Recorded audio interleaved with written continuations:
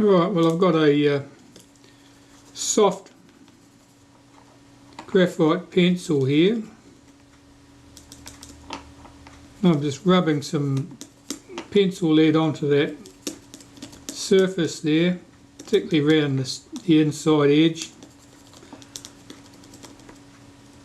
And that'll just leave a layer of very fine graphite. I'll run round the inside of this blade actuating ring. I can put this into position.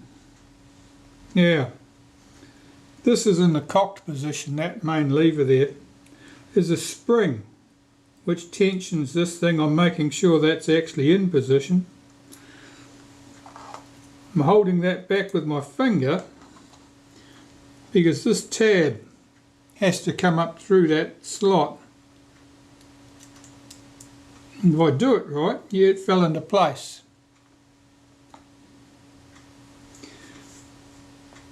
Now our 5 washers and screws can go back in place.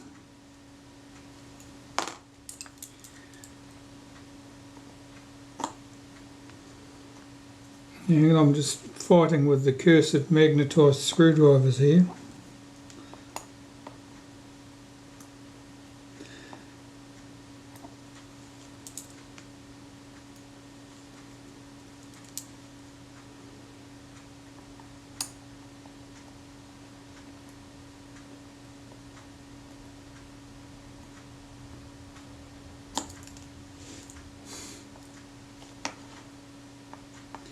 Thought that screw was started, but it wasn't.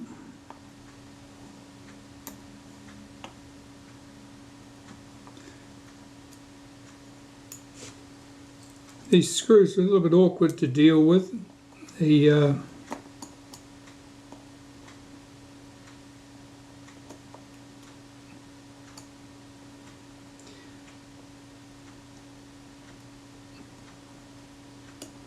a bit squat. They haven't got much of a lead on them, they're quite short. Just hard getting that thread to pick up.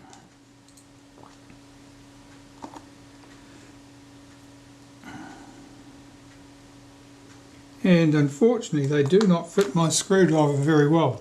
I'm going to go and get a jeweler's screwdriver from a watchmaking set. Oh, we'll see if I have any more luck with this.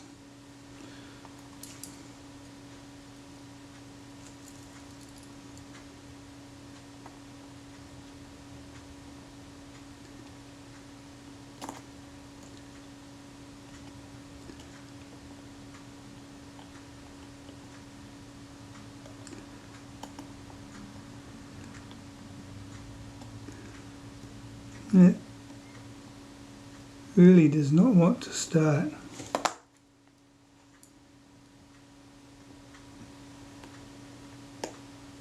Here we go. Alright, I think changing the screwdriver helped. This is one from a Bourgeon set.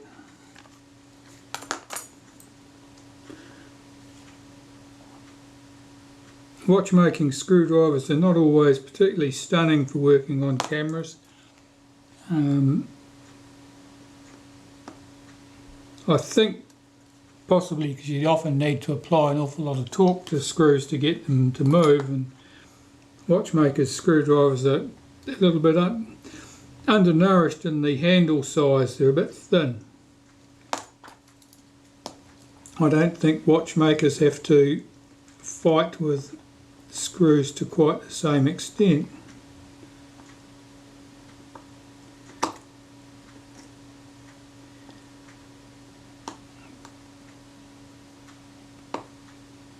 But at least this isn't magnetised. I suppose that's something to be thankful for.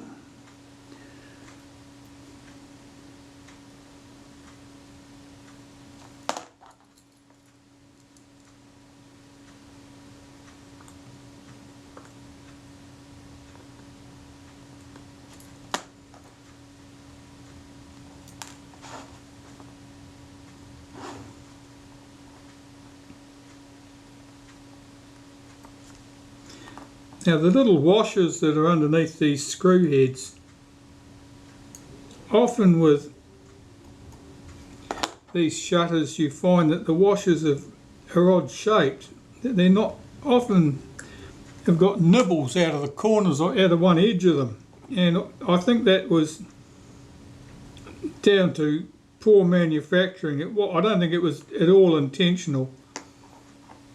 And sometimes you get shutters where they have two different sizes of washers, two different outer diameters of washers in the same shutter.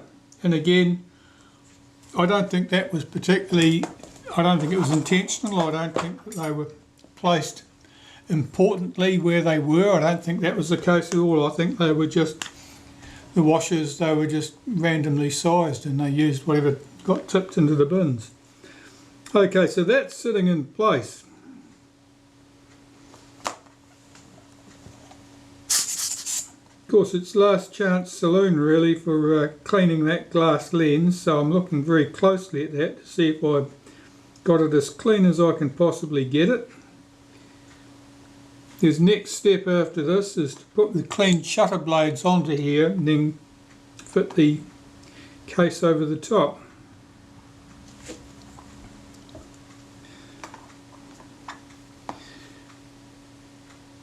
Which reminds me of something else. I wonder whether I'm going to be able to get that switch actually up through the case. Let's have a look at it. I might not. I might have to remove that switch anyway.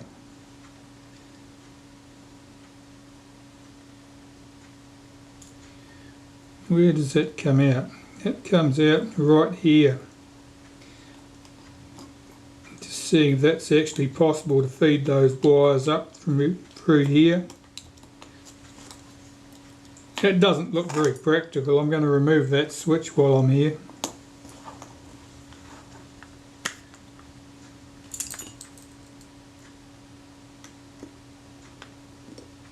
Take note of the arrangement of that switch. How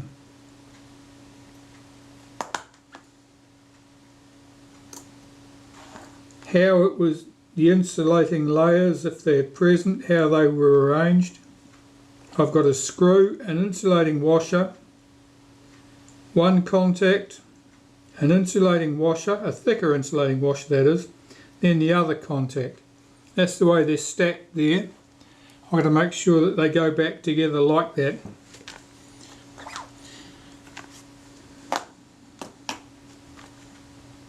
That looks okay. I'll clean these shutter blades next. Like the diaphragm blades, they've got to be cleaned with naphtha and a cotton bud. And see if I can gather these ones up. I'll just lay them out in order.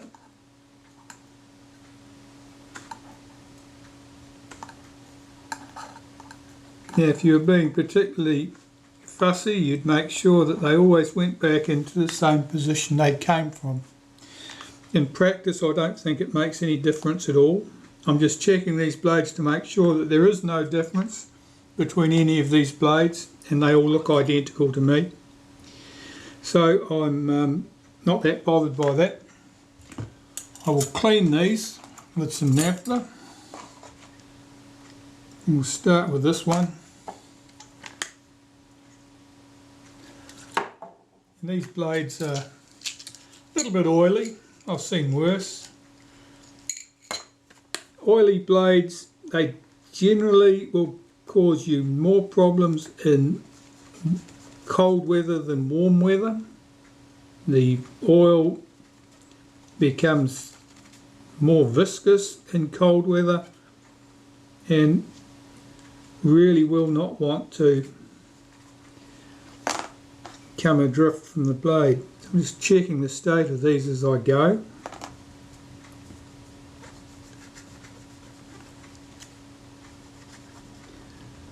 Sometimes if the blades are particularly oily, you may need to do this procedure twice in order to get all the oil off the blade.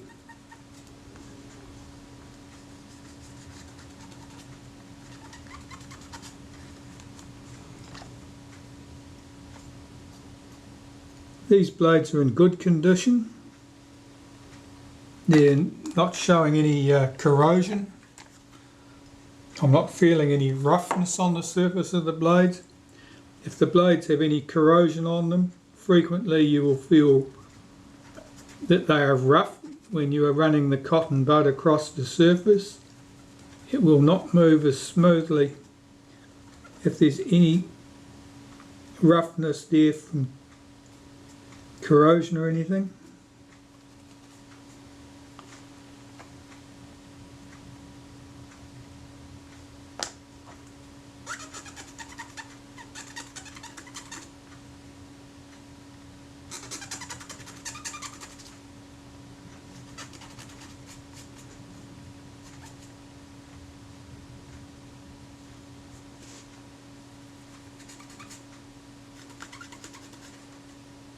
You may have to shift them about a bit on your piece of tissue if you're cleaning them too, because otherwise you'll end up transferring muck back onto the blade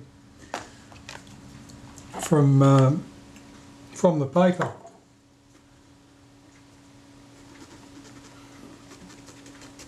So inspect them closely after you've cleaned both sides. You may need to well need to go back and clean one side again if you've picked up any rubbish off the paper. That looks okay. Now that blade, the tail of that blade slightly distorted at that point. It may not mean much at all. It may mean that when someone put it over the screw head which forms the pivot, that they were a bit rough and it didn't want to go and it was forced. It's a bit difficult to say from the shape of that, but I can only tell that by the reflection of the light at that point there. You possibly see it right at this point. There's something odd about the reflection off there.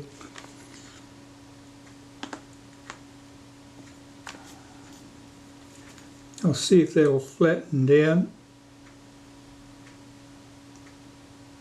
using the tail of my tweezers and just stroking them across that surface. Yeah, it does look a bit better.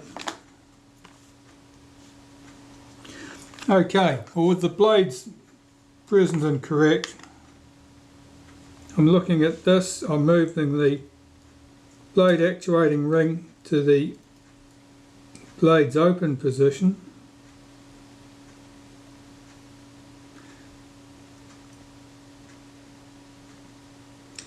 I'll get these blades in place. And I did mark my positions on here.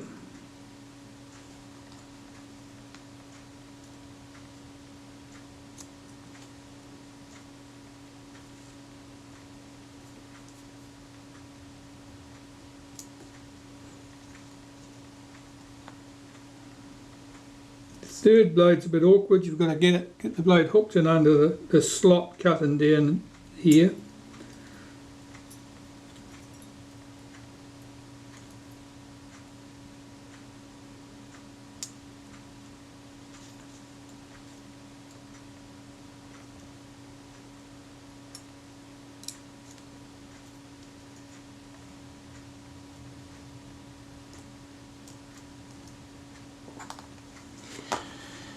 Alright,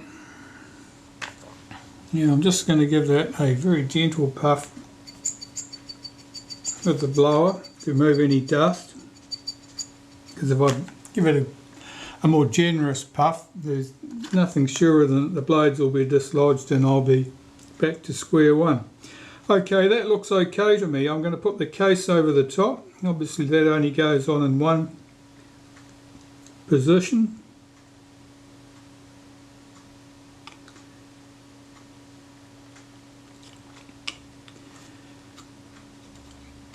Yeah, that's just gone down into place.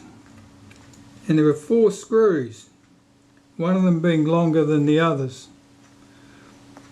One of them had a slightly mangled head too from memory.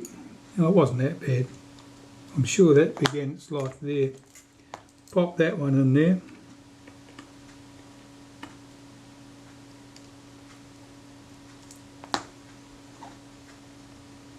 Now the position of the long screw, did I make note of that? I don't think I did. I happen to know it goes down here.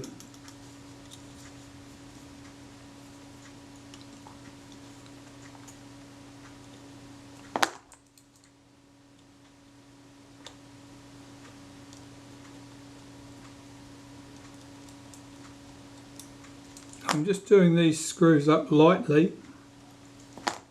There's always a possibility that one of the blades fell out of place while you're putting the case over the top, and you don't want to end up trapping a blade between one of its pins and the case, if that's what's happened. So I'll just slide this back into position. Well, those blades are good, they look like they're opening and closing nicely, and I'll tighten up the 4 screws that hold the mechanism plate and shutter case together, and check that they move nicely again. That's still good. Get this arm back in position. Normally there's a stop in these shutters that stops you being able to disconnect that very easily. Doesn't seem to be the case with this model.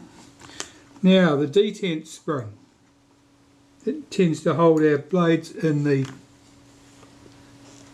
closed position. That just made a run for it, but I've managed to find it.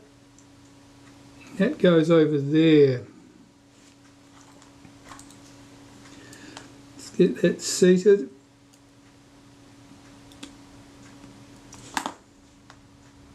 That's where that longer screw comes through.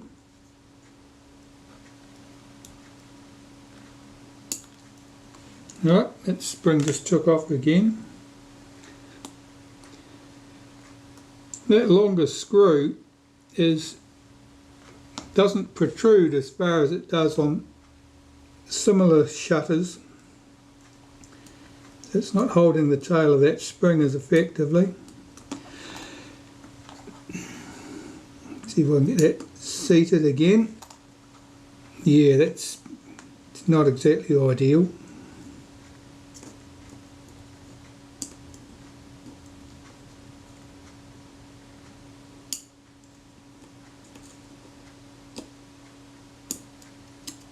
That's better. That spring's now firmly in place, and if I release the shutter it should fire. There you go. And opened on B because the B linkage is not being held back out of the way. That looks ideal. That part's working very well. Which means I can put some things back in place. Well, the first thing I want to get back in place is this switch linkage.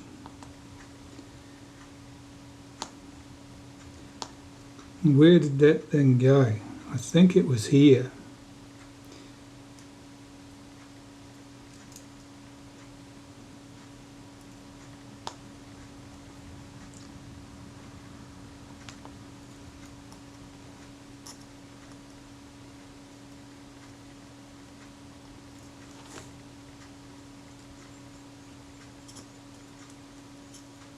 I'm trying to get that effectively two wires down through the hole in the plate and through the hole in the case too at the same time.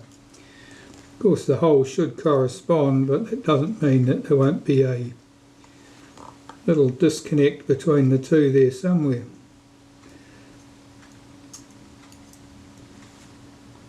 There's my contact, so I'll get him to come up through the hole, will be all right.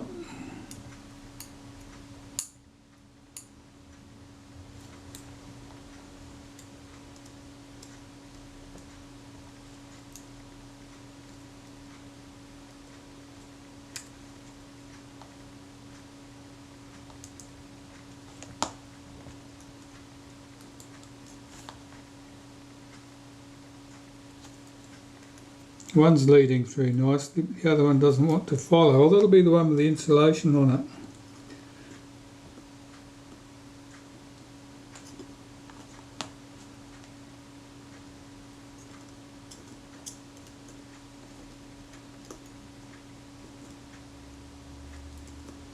That insulation will be probably a bit splayed at the end, and it doesn't want to go down through the hole.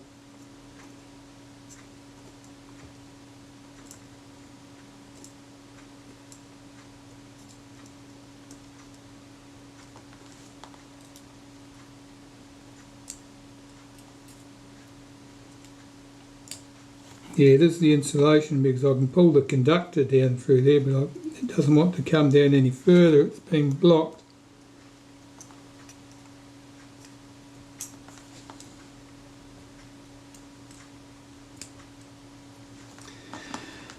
Okay, I might have to do this in layers. I don't like doing that because it means I've got to separate everything.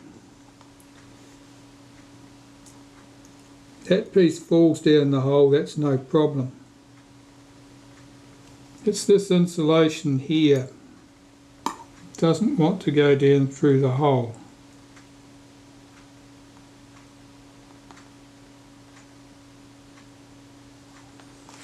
I'll just remove my screw and insulators from that so that I've got less to fight with at the same time.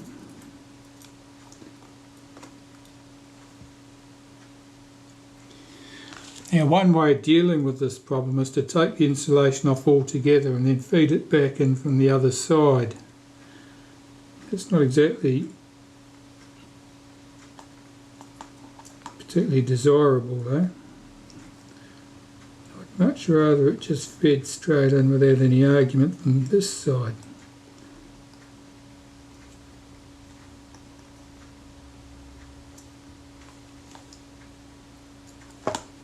It just is not.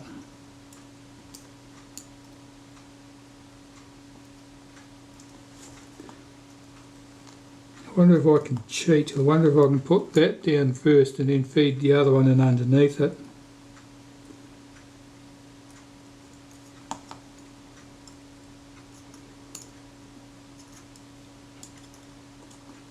It's definitely the problem. The thing is the contact. It's not a round wire. It's a flat contact. So it's wider in one direction than it is in the other. I'm trying to get it through a round hole.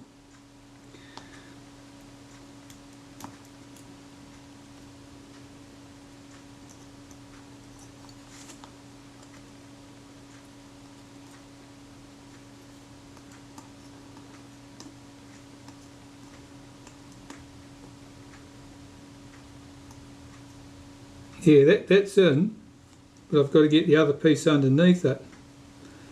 Let's try that.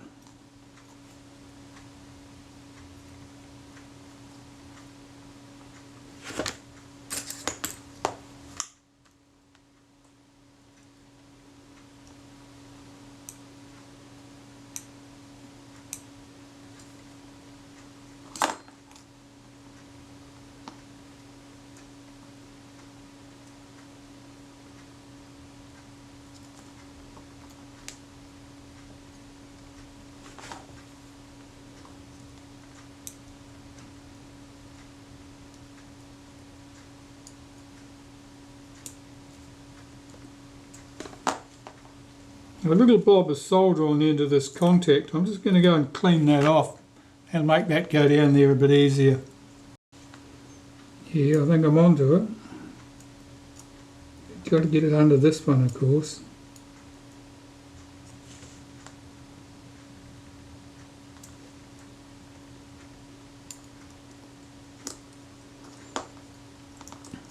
Okay, that's in place. Okay, they're both sitting loosely in place now. I've just got to get the insulator correctly positioned between them.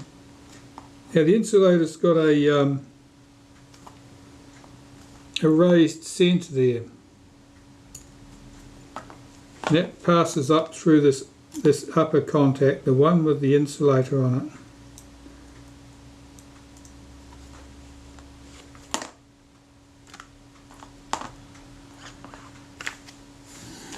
I was looking around for a pair of tweezers. Of course I already had them in my hand. I'm going to have to use other tweezers.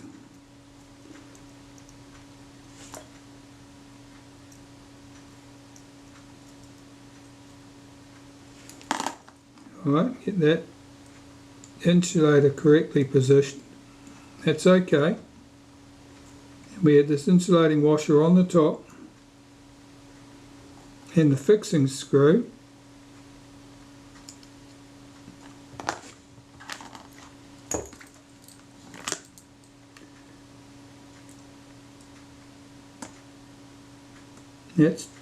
It's tightening up, and the contacts are open. That's what I would expect. And there they are at the base, well separated by that insulator, that plastic insulator. Okay, so far so good. What do I want on here now? I think the retard gear train is probably the next component to deal with here. Now I've done nothing with that yet, but here it is here. I'm going to clean this in the ultrasonic cleaner. This is quite simple. It doesn't work for a large range of speeds. I think the slow speed here is probably a 30th of a second, might be a 20th even, but that's all. And it probably goes up to effectively a 250th at the other end, I think. Alright, let me clean this in the ultrasonic cleaner, come back, we'll put it in the shutter, and then hopefully the shutter will run nicely. I've got a speck of dust sitting on that lens. Yeah, it's gone. Back shortly. I have the retard gear train here, all clean and ready to go. Now something you need to make note of is this little tab here that's floating around in the breeze. Looks like it's doing nothing exciting. Where's that going to end up? Well, if you look here on this top of this post here, that couples to that fork.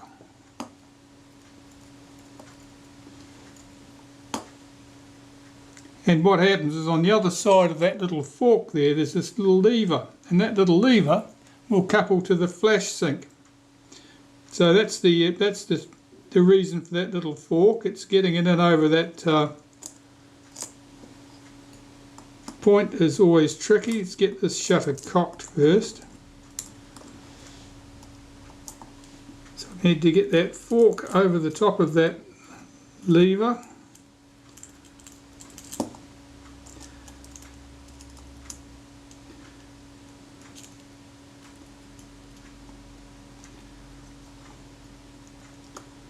That is it there, I think. Yeah, that looks right. And I have two screws to hold down this retard gear train. I'll put the one in at this end first because I have no obstructions there.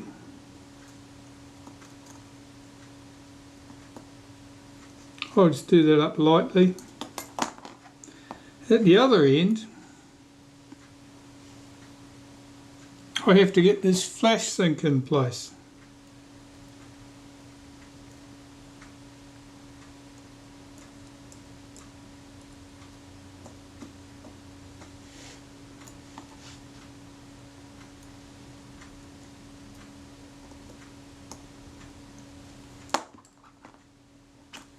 Let's try that.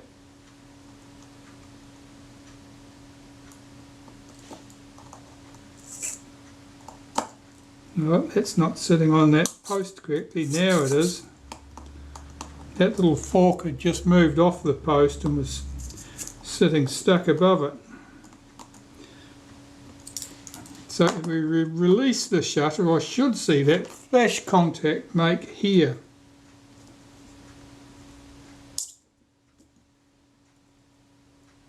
Yeah, that's definitely making. So the flash contact goes. The B, of course, dropped in there straight away because we haven't got the cam in place that would lock that out. So the shutter's basically going. Now at the back here, where that pin, I'd pulled that pin out, I've pushed that back into place. That wasn't hard, and I didn't have to do anything to the end of that pin. I was able to push the other end of the pin in nicely. It went in without an argument. So that's looking pretty complete. The speed train next, or the speed settings cam plate, this thing here. It's a little bit greasy. I'll clean that and put that in place.